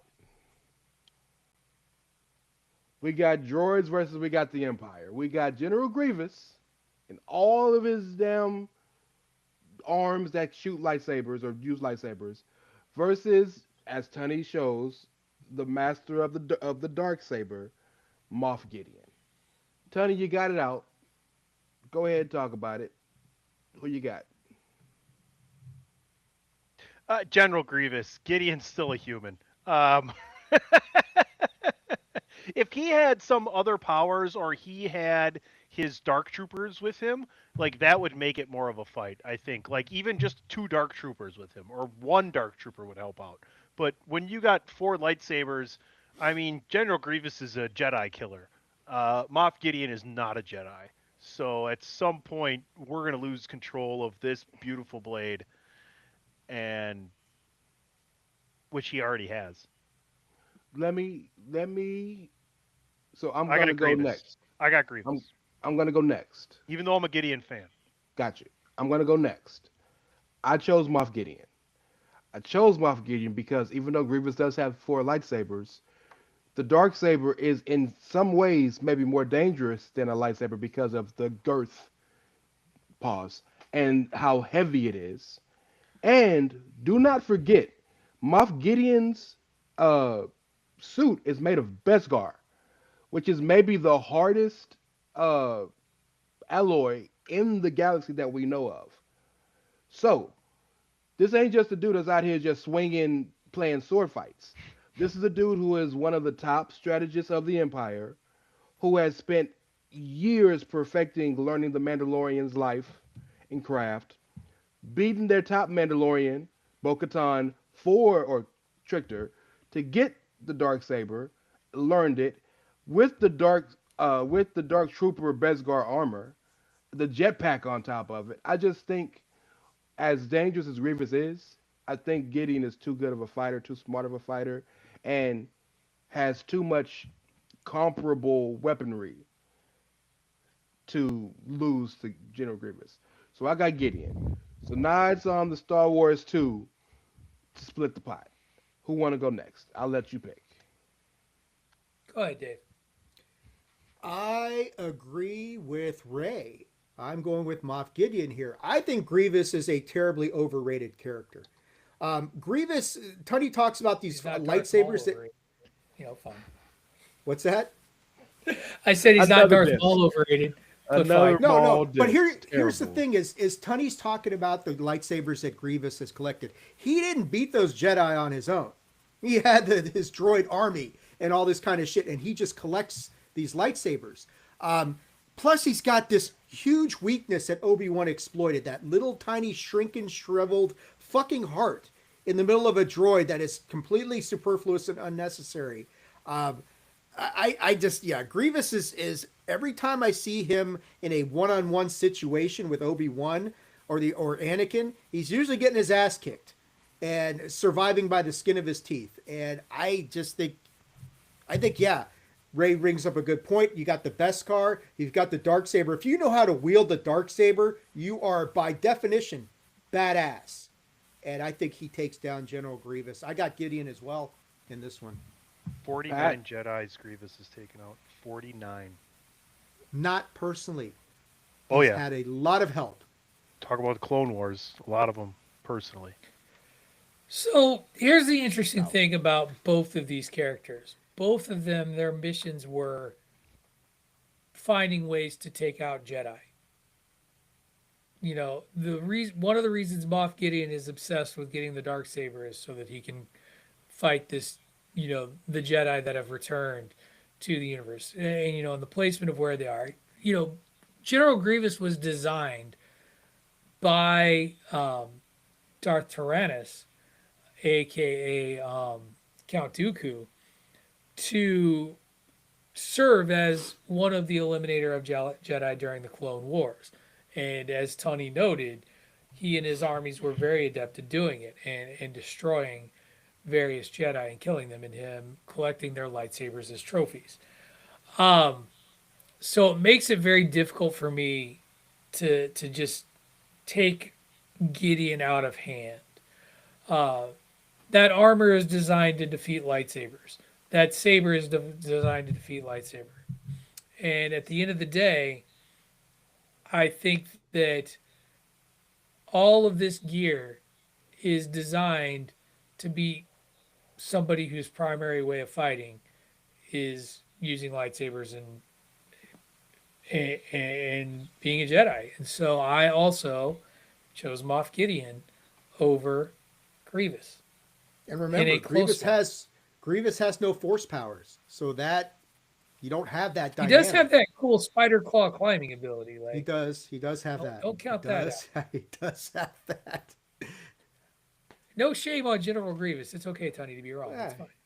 yeah, you're okay. Tell- Tony will be fine. I'm just curious. What did DP say? Did he pick DP said you're all wrong. What did he say for So he said real? Grie- He said General Grievous. Milwaukee shit? I don't lie. It's You guys are wrong. Like, put this out there to put it on Reddit somewhere in a Star Wars group. I So- guarantee you dollars to donuts. Because Moff Gideon is nothing special either, and Grievous has killed Jedi's. Whether you But- want to believe it or not. If you want to go post 2014, Dave, fine. It's at least 2 or 3 high-level Jedi's No, he's no. killed on his own. But But if you here's the want to thing. go pre the old legend, it's like almost 50. No, but all here's on the his thing. own. Gideon hasn't Here's the killed thing. anybody. He created Dark Troopers. That's it. the big reason is because Patrick summed it up. Everything about Gideon is meant to nullify all of Grievous's strengths. All of them. That's it. I love when we disagree with Tony because then he wants to put a poll out to the people to be like, see how right I am. I'm right. I'm right. And I think it is a very fair and valid argument that I disagree with, and that's okay. Agreed. Yes. I agreed to Patronizing Sure, Patrick yes. has now made it into the show as well. No, fuck that. You guys patronizing part-time suck. Patrick. Screw you guys. I'm going home. No, Cartman's not in this tournament. He'd be a killer. He would. So guys, Psychological He'd bastard. been number one seed. Oh, dude, no. Honest to God, someday, instead of like a physical prowess, we got to do like Psychological a battle. battle of words, like with characters that are known for like their vocal skills, like their speaking skills. They're like That- that. John Cena's the number one seed there. And I We're got not- I got Gary Payton. We'll have to work on categories later. that What do we got might next, be, Ray? Oh, you done fucked up. Nah, my brain's going. That might be next year. So the past 2 brackets, the 8 and 9, I think have been really good. We had Mario versus Pikachu. We had Hellboy versus Deku. If I believe that's right. Now we got the Battle of the Mandalorians. We have everybody's favorite Mandalorian, Din Djarin. We got everybody's first real known word to Django, but nobody was fucking with him. Boba Fett was the guy everybody remember. Din Djarin, Boba Fett. Patrick, because I know where you're going with this. Get it out the way so we can actually have a conversation. I'm going to actually have a conversation about why Din Djarin should beat Boba Fett. And it comes down to, again, not only does Din Djarin have all of the technology and the Beskar and all the same sort of stuff that Boba Fett did as a bounty hunter and whatnot, he also had the Darksaber when the Darksaber actually wanted to be wielded by him. That's a good point. And so Good point. again, if we're talking peak character, Jin wins on that. And fuck Boba Fett. But just for you guys, I wanna paint a scene for you.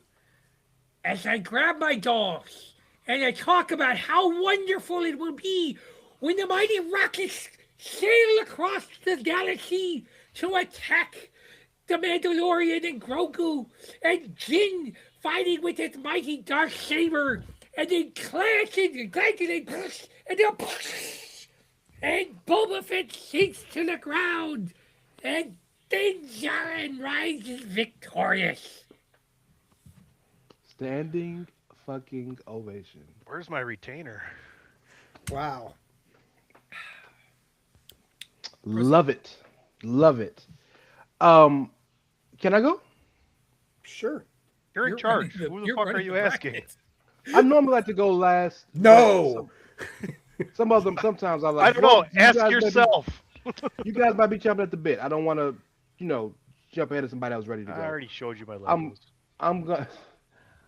I picked Din Djarin, but the reason I picked Din Djarin, I can say in a very simple, succinct answer. In Boba Fett's own TV show, who did he call to help him? It's fair.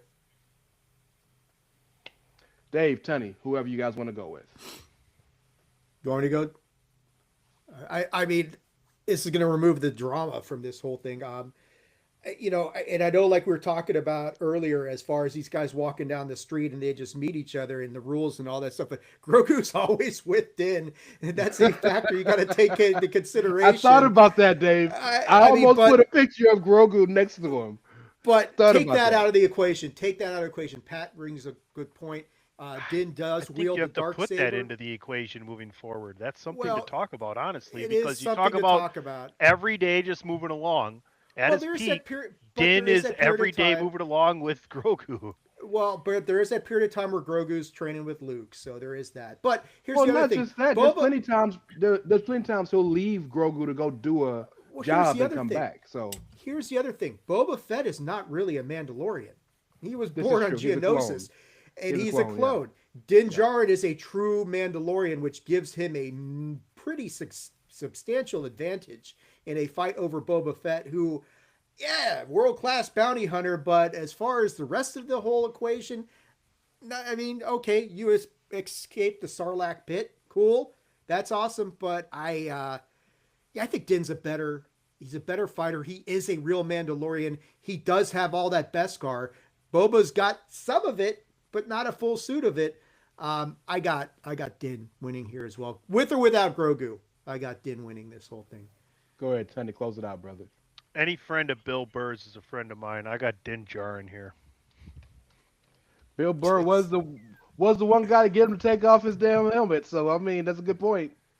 Yeah. I seriously, though, want to bring up the point that it's not out of question for Din to be walking around regularly with Grogu by his side at his peak. So I think moving forward, that makes him a little bit more dangerous, and that's how I'm going to play that moving forward. Well, Okay. so I It's a will So allow valid that's my you. concern. that's It's a my valid. that's It's a my valid that's my factor. interpretation of the rules, I will just to allow make it you. fun.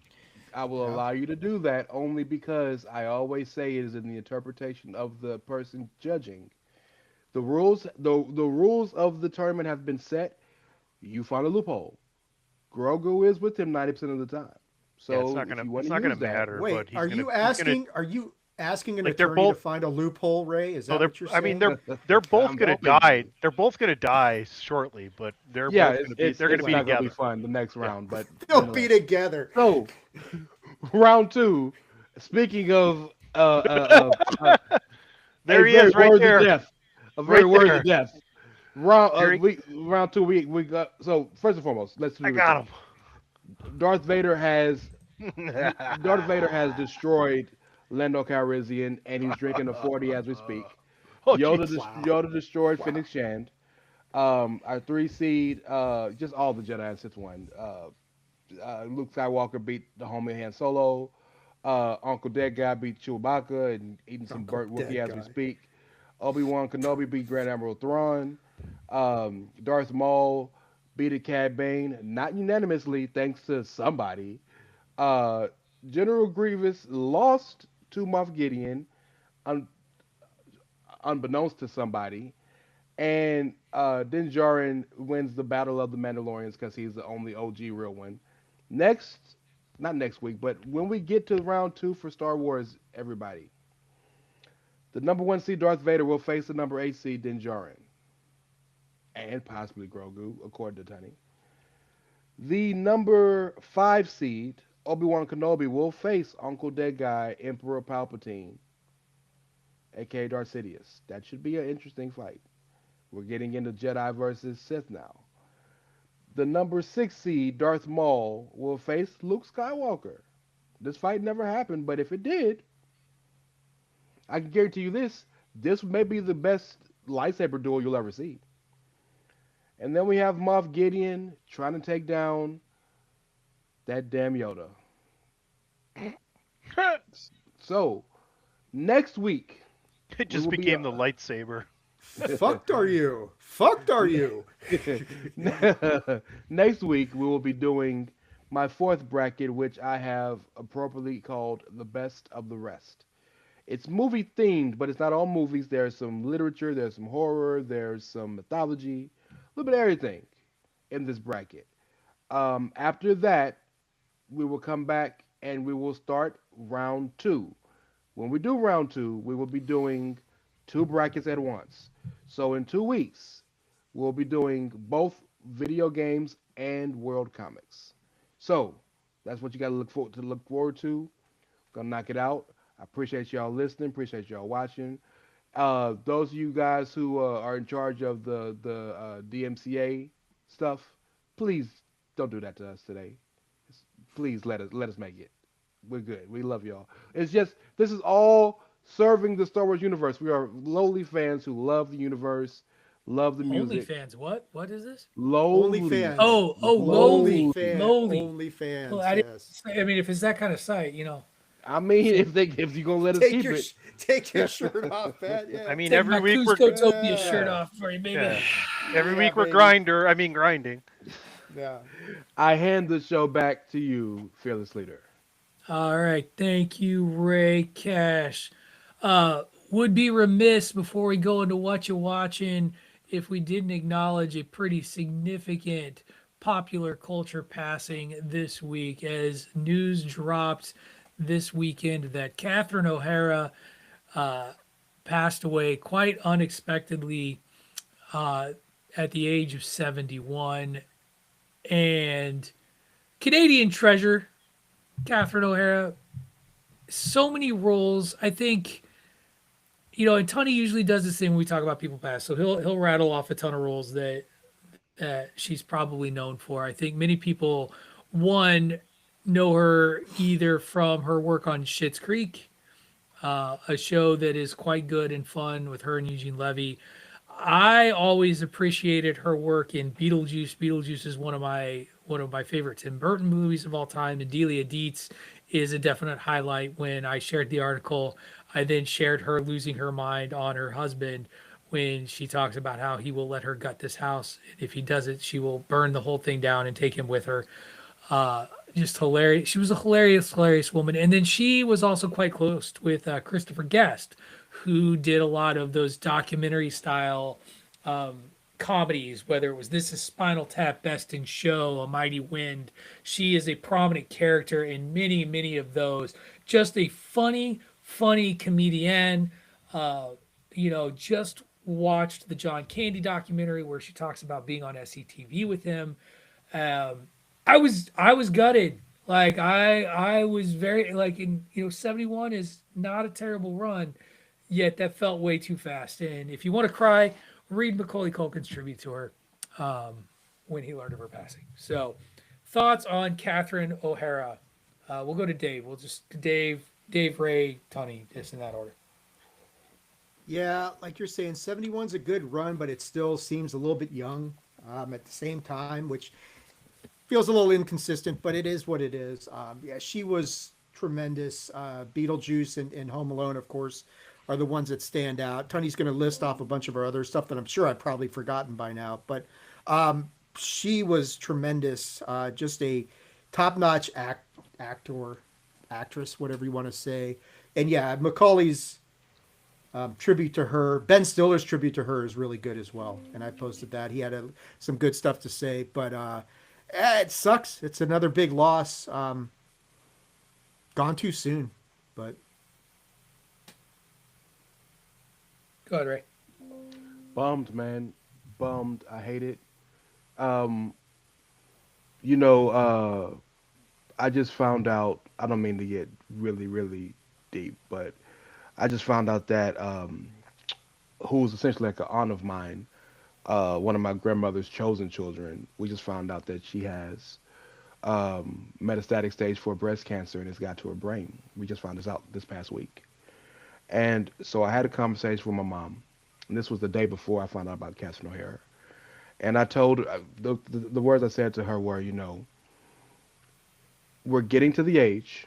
She is already. I'm close. Um, we're going to hear these things and these stories a lot more often. And so the only thing we can do is to be thankful for the time we had, appreciate all the good times, grieve, deal with the emotions we have, but um, let's not feel bad about living our lives and being happy, because I guarantee you, Catherine O'Hara lived her life wanting to make people happy, wanting to give enjoyment to her fans and those that watched. So while I grieve and while I will miss her and I'm sad for her and I give all sorts of love and prayers and comfort to her fans and to her friends and her family, I'm going to choose today to be joyful for what she gave us. Um, Second City Television, is where she started, guys, with so many legends who she would reconnect with so many times. You mentioned Schitt's Creek. She was in The Last of Us, the first Oh two Mm-hmm. Home yeah. Alones, Yeah. both Beetlejuice. Best Yeah. in Show was mentioned. She was Sally Night Before Christmas, you guys. Yep. Um, for your consideration, The Wild Robot, Penelope, Killers, Argyle, After Hours, 1985, big movie in the 80s there. Just tons of stuff. And the most poignant thing, I think, is I heard Macaulay never stopped calling her mom. It's pretty cool. Yeah, Macaulay Culkin went through some shit, y'all. um, and when he talks about how important like John Candy was and Catherine O'Hara were, like these were good people. And so, yeah, happy trails, Catherine O'Hara. All right, never easy to transition, but we're gonna move into what you're watching this week. We'll kick it off with Raymond S. Cashington Esquire. What you watching, man? Other than Um, Wonder Man, because we know you watched all of it. that was a big one. That was this week. There is a new, of course, The Pit every Thursday. Can't miss it. The Rookie is back. That's another show I watch. There's a show that's more geared, I guess, to like a teenage, 20-ish age crowd, but it's called School Spirits. It has Yep, Peyton List. from Oh, Karate yeah, Kid or yeah. Cobra Kai. My daughter got me into that, so season 3 started this week. So I'm catching that thing, and it's a cool little show.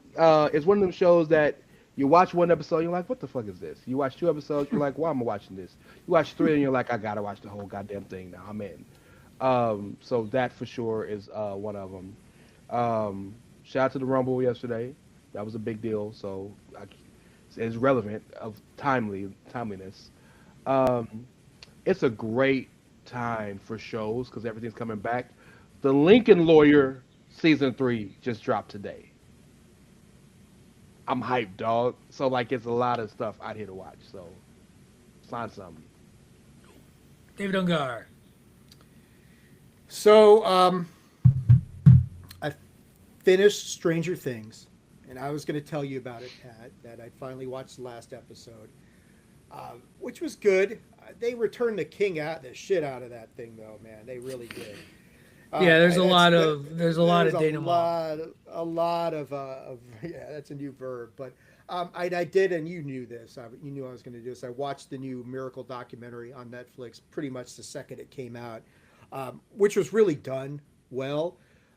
There's a few places like the earlier documentaries I think hit on some points a little bit better, but the guys are all older and some of them are gone now, which wasn't the case in the previous documentaries. But it's anybody who lived it, and I know I'm the only one of us. I know Pat, you were like 2 or something like that when it happened, so I'm the only one of us who actually lived through that. So it obviously means something different for me than the rest of you guys. But I mean, to go through that and kind of live through it again it never gets old for me because there will never be another sports moment that will top that in my lifetime, and that's just the way it is. So those are the two main ones. I'm watching currently, going through 28 years later, which is pretty intense, man. Pretty intense shit. So I I feel look to finish terrible that. that follow-up movie did shit in the box office because of how poorly marketed it was.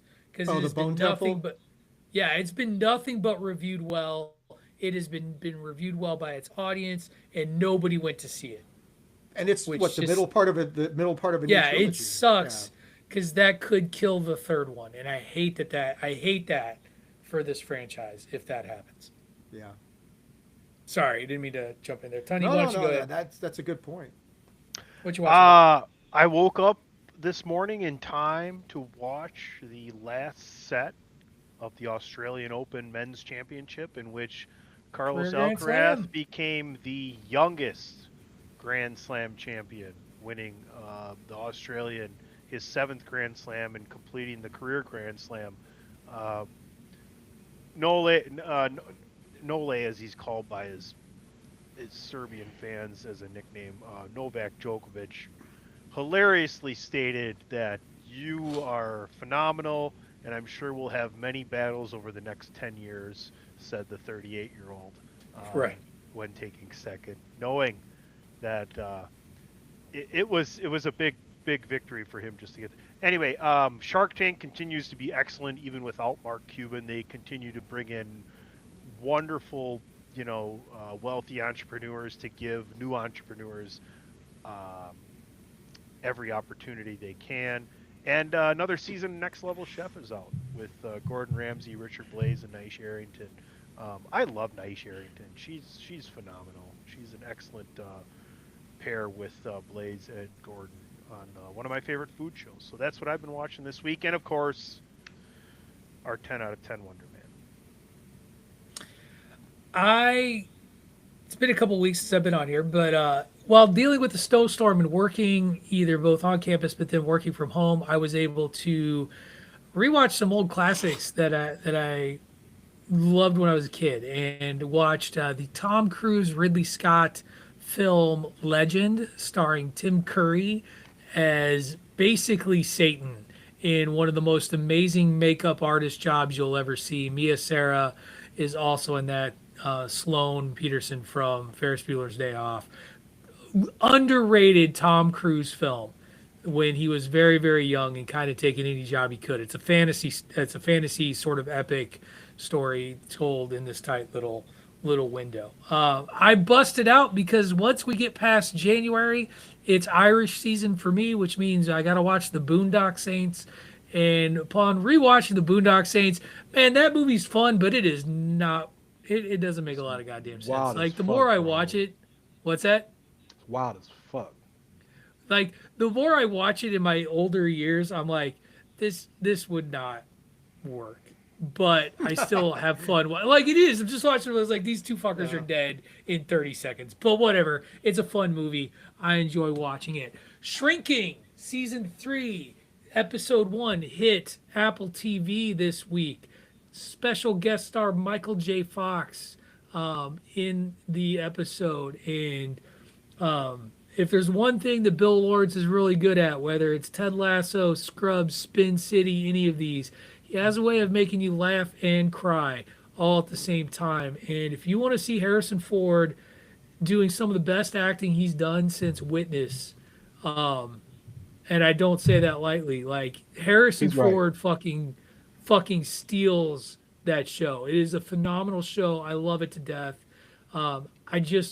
It's one of those that I would instantly binge. So kudos to Apple for forcing me to come back every week to catch the next episode. You Can I say crazy, one crazy thing about bastards. Apple? Because I've been telling my wife, because we always talk about how Apple low key has the best shows out there that no one's talking about, that sort of thing.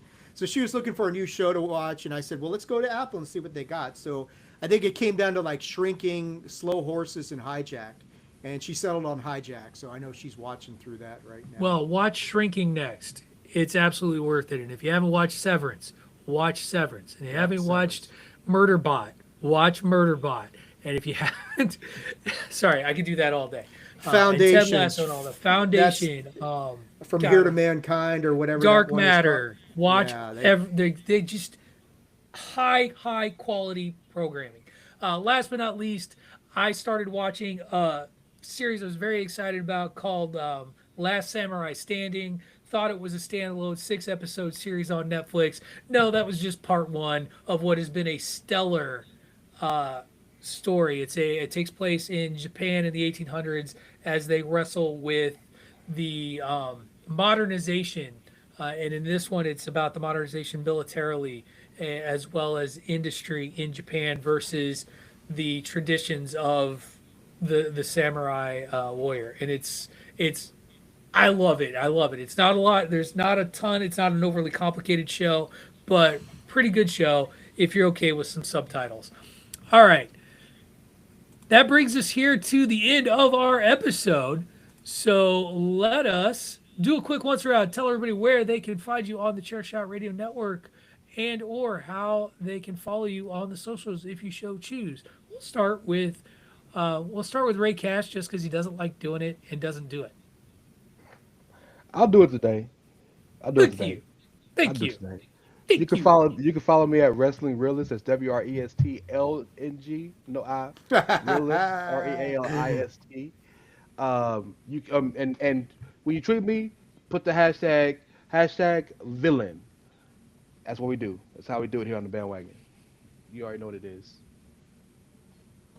REY is Mysterio, CASH as in dollar signs, at It's Ray Cash. Follow me at PC Tunney. Check out everything Chairshot Radio Network on all your favorite streaming platforms, ProWrestlingTees.com/The Chairshot, TheChairshot.com, and AttitudeOfAggression.com. Let me know when that check come in, Tony, because you doing the Lord's work. You get nothing. David Elgar. Well, Tony gave away the website. By all means, go there. Follow me on X at AttitudeAg. That is at AttitudeAGG. And go to the YouTube channel, the Attitude of Aggression's YouTube channel, and check out the episodes that are coming up in all sorts of places there. And you can follow me on the social medias at Wrestling Realist. That's right. At WRESTLNGREALIST. Wait a minute. I know it's odd, convenient. You can catch me every Monday, Tuesdays, and some Wednesday in the future, I'm sure, on the Chairshot Radio Network. Mondays talking nerdy stuff with these guys. Tuesdays talking sports on the Four Quarters Podcast with David Ungar. Wednesdays when Greg DeMarco texts me and says that he's actually going to show up. At Chairshot Media, back in effect. Yes. That's going to do it for this week's edition of Bandwagon Nerds. So get yourself out of the basement, get some sun, and then watch the Grammys tonight, especially if you're old like me. Find out what the kids are listening to, all right? Learn about a new artist. That is why you watch the Grammys, is for the performances, and it's worth the time. Thank you, everyone, for listening. We will see you next Monday. This has been Bandwagon Nerds here on the Chairshot Radio Network, part of the Chairshot.com. Fuck Boba Fett. Wow.